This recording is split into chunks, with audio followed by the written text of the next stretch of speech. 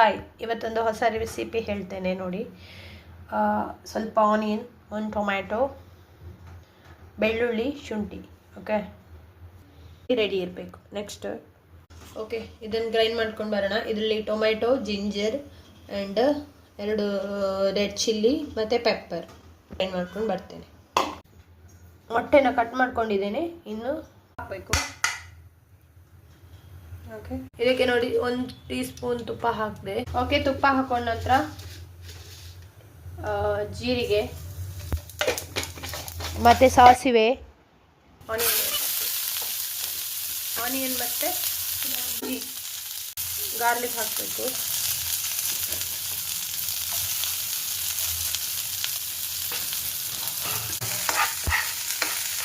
ಇದು ನಂದು ಪ್ರೆಸ್ಟೀಜ್, ಇದು ತುಂಬ ಹಳೇದು ಆದರೆ ತುಂಬ ಚೆನ್ನಾಗಿದೆ. ಪ್ರೆಸ್ಟೀಜ್ ತವಾ ಭಾರಿ ಚೆನ್ನಾಗಿ ಬರುತ್ತೆ. ಪೌಡರ್, ಹಳದಿ ಪೌಡರ್ ಹಾಕಬೇಕು, ಸ್ವಲ್ಪ ಸಾಕು. ಆಮೇಲೆ ನಾವಾಗಲೇ ಮಾಡ್ಕೊಂಡಿದ್ದೀವಲ್ಲ ಪೇಸ್ಟ್ ಹಾಕ್ಬೇಕಲ್ಲ.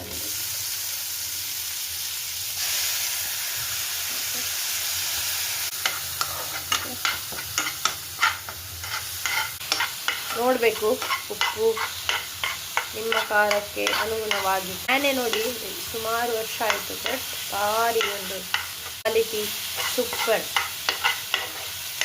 ಓಕೆ, ಮಿಕ್ಸ್ ಮಾಡೋಣ ಸ್ವಲ್ಪ ಹೊತ್ತು. ಅಷ್ಟೊತ್ತಿಗೆ ನೀವು ನೋಡಬೇಕು ಉಪ್ಪು ಖಾರ ಎಲ್ಲ ನಿಮಗೆ ಬೇಕಾಗಿರುವಷ್ಟು ಇದೆಯಾ ಅಂತ. ಓಕೆ, ಇದಕ್ಕೆ ಸ್ವಲ್ಪ ನೀರು ಹಾಕ್ಕೊಂಡು ಚೆಂದ ಮಾಡಿ ಮಿಕ್ಸ್ ಮಾಡಿಕೊಂಡು ನೆಕ್ಸ್ಟ್ ನಾವು ಮಾಡಿರೋಂಥ ಎಗ್ನ ಇದಕ್ಕೆ ಹಾಕಬೇಕು.